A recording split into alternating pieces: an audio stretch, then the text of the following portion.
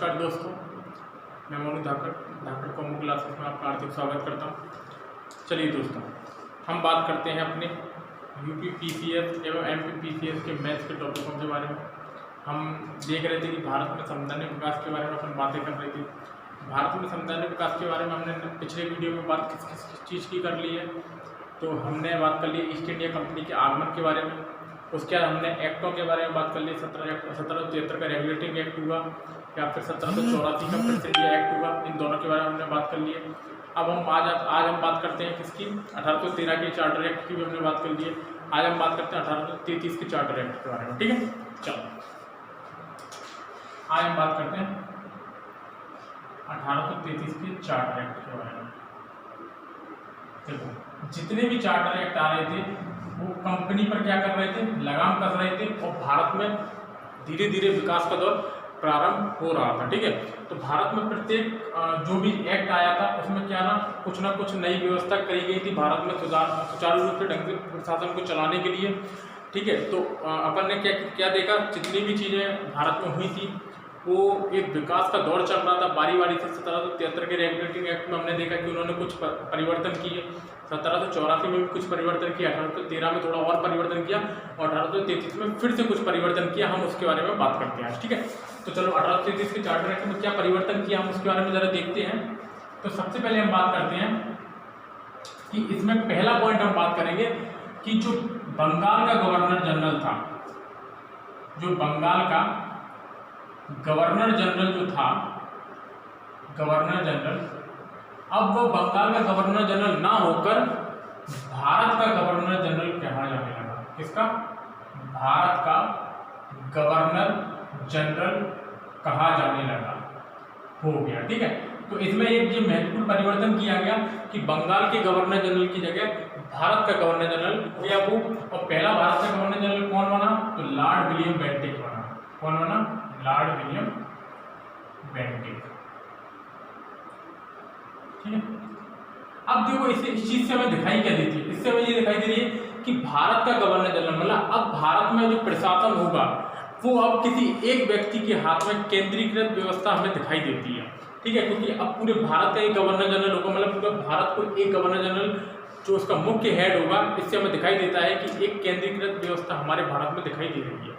ठीक है, तो 1833 के चार्टर एक्ट में हमें पहला क्या देखने को मिला कि भारत का एक गवर्नर जनरल हो गया बंगाल के गवर्नर जनरल की जगह। दूसरा हमें इसमें पॉइंट देखने को मिलता है कि जो गवर्नर जनरल की परिषद की जो काउंसिलिंग थी, जो हमने 1784 में बात की थी कि वो 4 से घटाकर 3 कर दी गई थी, वही फिर से बढ़ा दिया। उस गवर्नर जनरल परिषद को गवर्नर जनरल परिषद की संख्या में वृद्धि की गई। गवर्नर जनरल परिषद की संख्या में वृद्धि की गई। कितनी थी? पहले 3 थी, 1 की वृद्धि कर दी गई। 1 की क्या कर दी गई? वृद्धि कर दी गई। और ये एक कौन था? ये एक विधि मंत्री को इसमें क्या कर दिया गया? नियुक्त कर दिया गया। किसको कर दिया गया?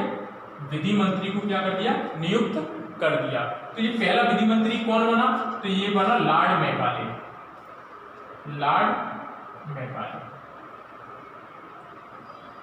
Lord Macaulay. इसने सिविल सेवा में काफी अपना महत्वपूर्ण योगदान दिया है। ठीक है, हम उसके बारे में बात करेंगे। शिक्षा के क्षेत्र में भी इसने काफी योगदान दिया है।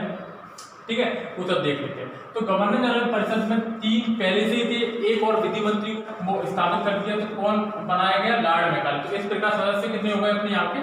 4 सदस्य हो गए। तो 1833 के चार्टर एक्ट में हमें कुछ बातें दिखाई देने को मिलती है कि पहले ये पॉइंट एक IMP हो गया, दूसरा अपना ये IMP हो गया। ठीक है, इसके बारे में हमें थोड़ा सा क्या करना है, याद रखना है। समझ में आ रहा है? ठीक है, तो अब हम बात करते हैं अगले पॉइंट की। इसमें कुछ और बातें कही गई। जब हमने बात की थी 1813 के चार्टर एक्ट की, तो 1813 के चार्टर एक्ट में क्या किया गया था कि ईस्ट इंडिया कंपनी के एकाधिकार को समाप्त कर केवल और केवल चाय व चीन के एकाधिकार को उन पर रखा गया था। ठीक है, 1833 के चार्टर एक्ट में क्या किया गया था? ईस्ट इंडिया कंपनी के चाय व चीन के भी एकाधिकार को क्या कर दिया? समाप्त कर दिया। इस हिसाब से ये कहा जाने लगा कि व्यापारिक गतिविधियों को पूरी तरीके से क्या कर दिया? समाप्त कर दिया। और इस एक्ट के अंतर्गत केवल और केवल अब भारत में राजनीतिक गतिविधियां ही चल रही थी और पूरी तरीके से व्यापारिक गतिविधियों को क्या कर दिया? रोक दिया। तो इसमें हम कहा जा सकता है कि यहाँ से राजनीतिक गतिविधियां क्या हो गई? राजनीतिक गतिविधियां ही केवल बची, राजनीतिक गतिविधियां ही केवल चलने लगी। और व्यापारिक गतिविधियां क्या हुई, व्यापारिक गतिविधियां क्या हो गई, पूरी तरीके से समाप्त हो गई। बात इसी पे कर लिए थे अपन कि चाय व चीन के एकाधिकार को भी क्या कर दिया, समाप्त कर दिया। चाय व चीन के एकाधिकार को भी क्या कर दिया, समाप्त कर दिया। एकाधिकार को भी क्या कर दिया, समाप्त कर दिया। ठीक है, चाय व चीन के एकाधिकार को समाप्त कर दिया। इसके साथ साथ क्या हुआ कि सिविल सेवाओं में, पहले भारतीयों को सिविल सेवाओं में जो प्रवेश था बिल्कुल वर्जित था। और इस एक्ट में ये कहा जाने लगा, क्योंकि हमारे भारतीयों के साथ क्या होता था, उनके रंग, नस्ल, जाति के आधार पर उनके साथ क्या होता था, भेदभाव होता था। तो इस एक्ट के अंतर्गत ये बात कही गई कि भारतीयों को अब जाति, रंग, नस्ल आदि के आधार पर क्या किया जाएगा, किसी प्रकार का सरकारी सेवाओं में प्रवेश के दौरान उनमें भेदभाव नहीं किया जाएगा। ये बात इस एक्ट में कही गई। यद्यपि इस समय में भारतीयों को सेवाओं में भर्ती नहीं मिली, प्रवेश नहीं मिला। एक्चुअल में जो भारतीयों को प्रवेश मिला वो 1853 के चार्टर एक्ट के बाद मिला। ठीक है, तो हम यदि बात करेंगे तो 1833 के चार्टर एक्ट में ये बात जरूर कही गई थी कि भारतीयों को रंग, नस्ल, जाति के आधार पर जो भेदभाव होता था सरकारी नौकरियों पर, जाति के आधार पर जो भेदभाव होता था सरकारी नौकरियों में, उसका क्या कर दिया गया, समाप्त कर दिया गया। लेकिन भर्तियों में अभी शामिल नहीं करने दिया गया। भर्तियों में शामिल करने दिया गया 1853 के बाद भारतीयों को क्या हुआ, प्रवेश हुआ। 1853 के बाद भारतीयों का क्या हुआ, प्रवेश हुआ। ये चीज और समझने की है कि 1853 के बाद भी जब भारतीयों को प्रवेश में शामिल करने, भर्तियों में जो प्रवेश करने दिया गया, तो उस टाइम पे जो परीक्षा होती थी वो भारत में नहीं होती थी, चूंकि लंदन में ही हुआ करती थी। ठीक है, तो इस चीज को भी याद रखना कि इस टाइम पे भारत में परीक्षा नहीं होती थी, लंदन में परीक्षा आयोजित होती थी। हमारे भारत की बात करें तो 1920 के बाद हमारे भारत में परीक्षाएं क्या होने लगी, आयोजित होने लगी। ठीक है, तो इसके बारे में हमें थोड़ा सा जानना था, क्योंकि हमने जान लिया। एक पॉइंट इसमें और लिख लेना, एक पॉइंट इसमें और लिख लेना कि जो ईसाई मिशनरियां थी, जो ईसाई मिशनरियां थी, ईसाई मिशनरियां जो थी, ईसाई मिशनरियां मतलब ईसाई धर्म प्रचारक, ईसाई मिशनरियां जो थी, हमने देखा था कि 1813 के चार्टर एक्ट में ईसाई मिशनरियों को भारत में प्रचार प्रसार की अनुमति प्रदान कर दी गई थी। लेकिन उन्हें क्या है, जमीन वगैरह खरीदने पर हमने क्या कर दिया था, रोक लगा दिया था किसी भी प्रकार की। ठीक है, अंग्रेजों ने। लेकिन इस एक्ट में क्या कह दिया गया कि ईसाई मिशनरियों को कुछ क्षेत्र थे, जम्मू कश्मीर, हिमाचल प्रदेश और शिमला, इनके कुछ क्षेत्रों को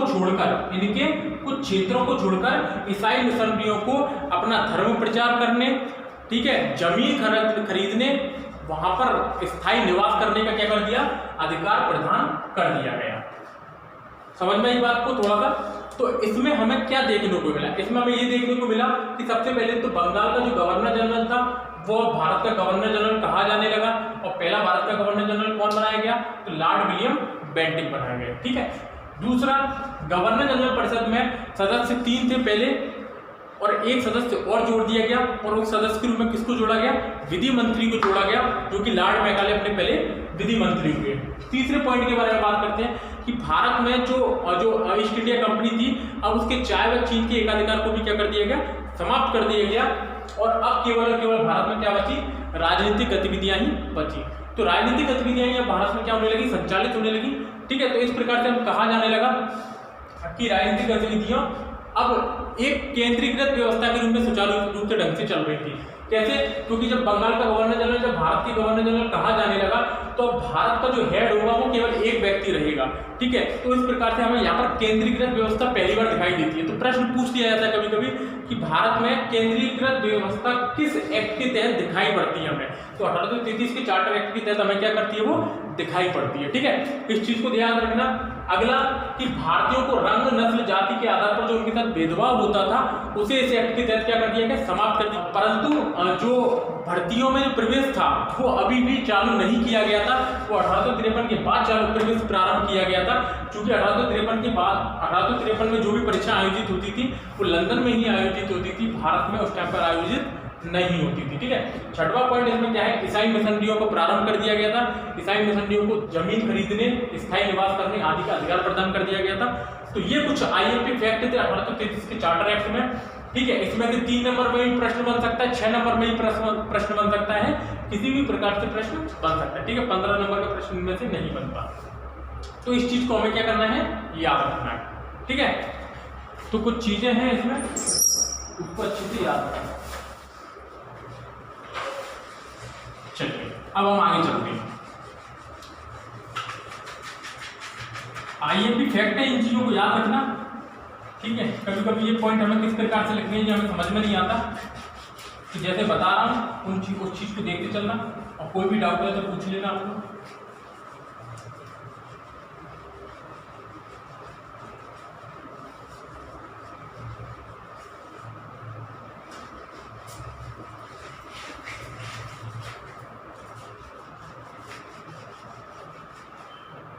ठीक है, अब हम बात करते हैं किसकी, 1853 के चार्टर एक्ट की। फिर कब आया था, 1853 में चार्टर एक्ट आया था। 1853 में क्या आया था, चार्टर एक्ट अपना आया था। बहुत ही IMP प्रश्न है।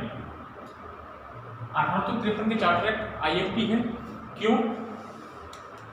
क्योंकि पहली बार संसद की व्यवस्था हमें इसी एक्ट के अंतर्गत दिखाई पड़ती है। हम बात करते हैं कि 1853 का चार्टर एक्ट हमारे लिए क्यों महत्वपूर्ण है।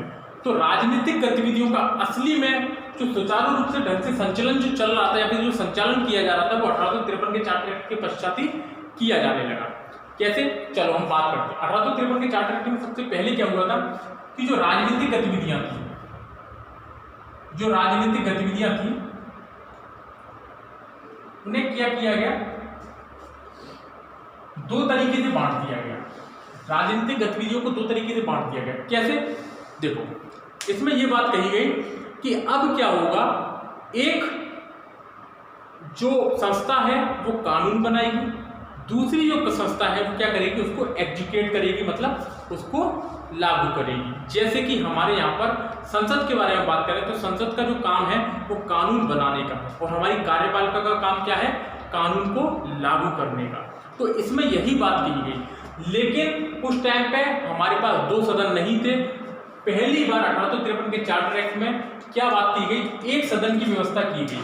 किसकी, एक सदन की व्यवस्था की गई। हम बात लिख देते हैं यहाँ पर, एक सदनीय व्यवस्था दिखाई देती है, एक सदनीय व्यवस्था दिखाई देती है।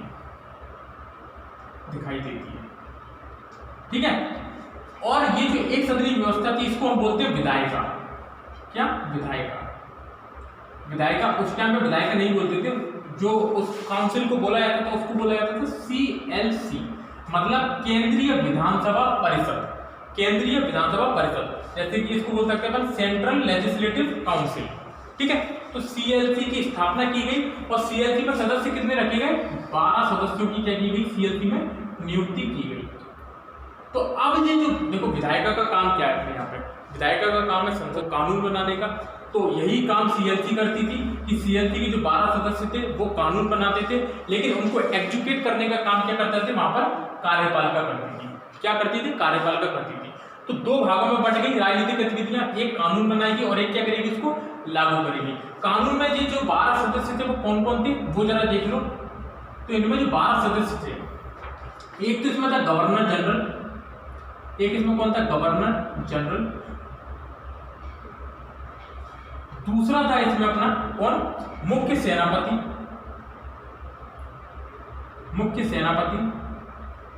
Chief army. ठीक है।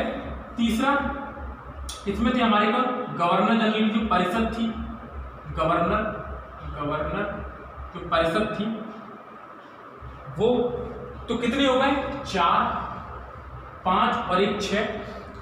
अगले यहां पर बंगाल, मद्रास, बंबई और उत्तर पश्चिमी प्रांत, और उत्तर पश्चिमी जो प्रांत थे, सुनना जरा ध्यान से, बंगाल, मद्रास, बंबई और उत्तर पश्चिमी प्रांत के जो विधान परिषदें थी या फिर जो विधायिका थी, मतलब जो विधान परिषद थी जो वहाँ पर कानून वगैरह बनाती थी, तो उनके द्वारा भेजे गए एक एक सदस्य, उनके द्वारा भेजे गए एक एक सदस्य।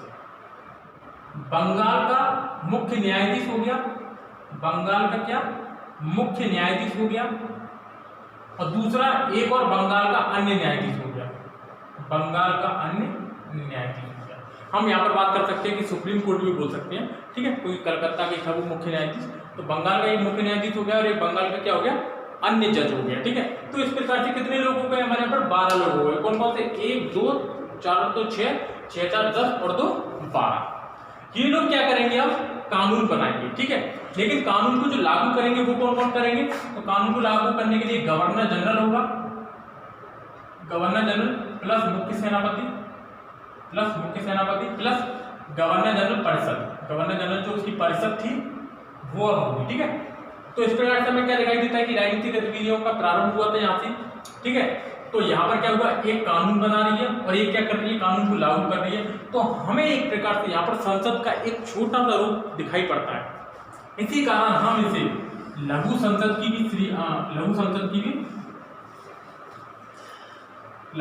का भी श्रेय इसको प्रदान करते हैं। तो हम यदि बात करें कि भारत में पहली बार लघु संसद का स्वरूप हमें कहाँ दिखाई पड़ता है, तो 1853 के चार्टर एक्ट में दिखाई पड़ता है। ये क्वेश्चन आ चुके हैं कई बार, ठीक है। तो लघु संसद का पहली बार हमें जो प्रमाण मिलता है वो कहाँ मिलता है, 1853 के चार्टर एक्ट में हमें वो दिखाई पड़ता है, ठीक है। तो ये बात की गई थी हमारी किसकी, 1853 के चार्टर एक्ट में यही एक महत्वपूर्ण बात की गई थी। पसंद आया हमारे वीडियो का सेशन तो लाइक शेयर एंड कमेंट करके जरूर बताना कि कैसा लग रहा है, और कुछ प्रभाव और इसमें डालने होंगे तो आप मुझे कमेंट बॉक्स में बताकर मुझे अपने विचार साझा कर सकते हैं, ठीक है। धन्यवाद।